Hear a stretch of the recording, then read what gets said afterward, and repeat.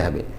তাইলে আমরা এখান থেকে ইমাম গাজ্জালি বড় মাপের একজন আলেম, বড় মাপের দার্শনিক, বড় মাপের একজন স্কলার, ওনার কথা থেকে যেটা বুঝলাম, ট্যাক্স বা কর নির্ধারণের জন্য যারা নির্ধারণ করবেন তার অনুকরণে অনুসরণে হতে হবে, এক নম্বর বিষয়। দ্বিতীয় নম্বর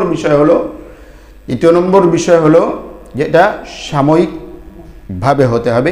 3 নম্বর হলো রাষ্ট্রীয় কোষাগার যদি কি হয়ে যায়, কম ঘাটতি দেখা যায়, যেটাকে বাইতুল মাল বলা হয়েছে, এবং এটি সাময়িক, এবং বিশেষ করে যদি প্রয়োজনটা এমন হয় যে রাষ্ট্রের সুরক্ষার জন্য ইত্যাদির জন্য, তাহলে এই শর্ত সাপেক্ষে কি করা যেতে পারে।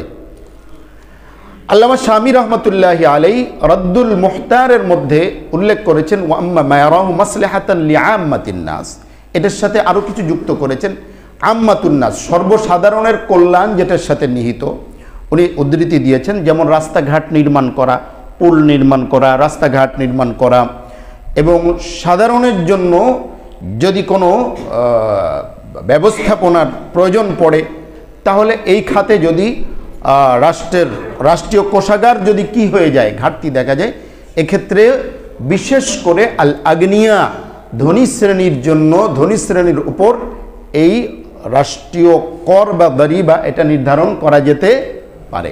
এখান থেকে কয়েকটা বিষয় হলো, বর্তমান যে অর্থ ব্যবস্থার মধ্যে যে কর বা ট্যাক্স যেটা নির্ধারণ করা হয়, সেটা কি ধনীদের উপরে শুধু নির্ধারণ করা হয় না ধনী গরিব সকলের উপরে?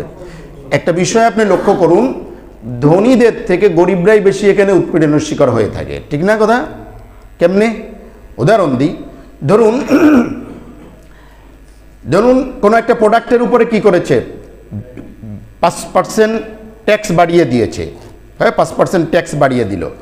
তাহলে কি হলো, 5% ট্যাক্স যখন বাড়িয়ে দিল, তখন এমন না যে ওটা শুধুমাত্র কি করছে ব্যবসায়ীরাই বহন করতেছে, বরং ব্যবসায়ীরা ওই 5% ট্যাক্সটাকে উৎপাদনের মধ্যে যোগ করে দিবে। কথা বোঝাতে পারছি না? বাড়ি নেই, 5% বা 10% যেটা বৃদ্ধি করে এটা উৎপাদনের মধ্যে যোগ করবে না, এই জিনিস কিনছে এবং অতিরিক্ত 5% বা 10% ট্যাক্স তাকে নিতে হচ্ছে।